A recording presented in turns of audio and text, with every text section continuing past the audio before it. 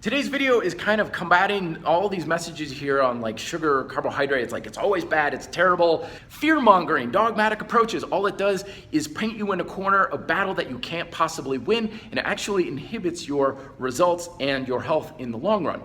So what we want to do is increase our tolerance for sugar and carbohydrate. Because when we increase our tolerance for it, we can have more of it in the diet and not only not suffer all the ills that they say is the hell on earth that's going to rain down on us, we may even be healthier for it. There's 3 ways we can do this. Number 1, be a lot more active. Every single day, if possible. The reason is simple. Carbohydrate uses the exact same rule that all other nutritional elements do. Water, fat, protein, vitamins, minerals, calories. The effect these things have on our body isn't from consumption alone. We're told that if you eat this, this happens. That's not the whole picture. We get the results we have depending on the ratio between our consumption and utilization of it.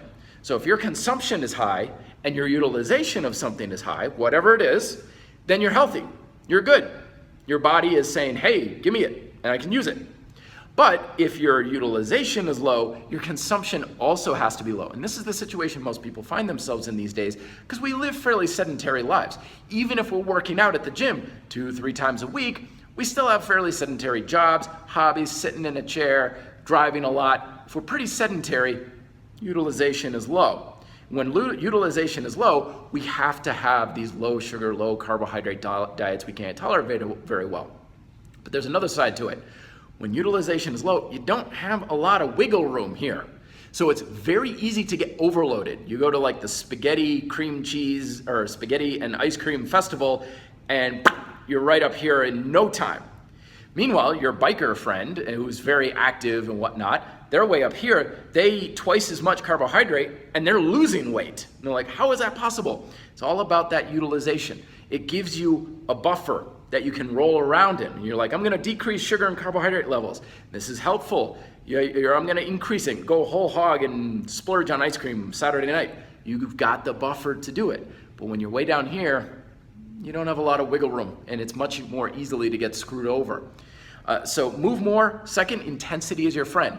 We got the energy substrate model, right? The lower levels of activity level burn more fat, more of a percentage of our calories from fat. And that got misinterpreted as saying, well, you want to keep your activity level fairly low key in order to burn more fat. But I've talked about this before. It's in my book how there's a lot of promising talk about this burns fat or this stores fat and stuff, but none of it really actually means anything in the long scale.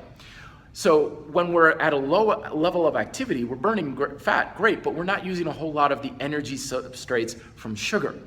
So when we crank up the intensity, we're burning sugar by the truckload, which is awesome for health, it's awesome for weight loss, and it's awesome for bringing up that utilization so you've got a bigger buffer. All right, and then finally, number 3, muscle is your best friend for 2 reasons. 1, muscle is a massive sugar and carbohydrate storage tank, especially in your legs. And the bigger your tank is, the more of it you can hold and be healthy for it. So that means I can eat carbohydrate, and if it can go someplace other than my blood or my liver, then I'm gonna be much safer and healthier for it. And second of all, bigger muscles are stronger and they can utilize sugar a lot faster. This is Mount Mansfield. I can run up and down that thing in under an hour and a half. So I'm burning a lot of sugar and calories relatively easy doing that. But if my legs were much smaller and they were much weaker, I would get halfway up, be totally gassed, not burn nearly as much sugar and carbohydrate, come back down and not be able to walk for a week.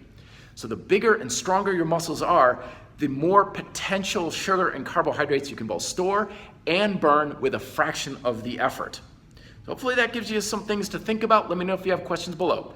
Be fit, live free.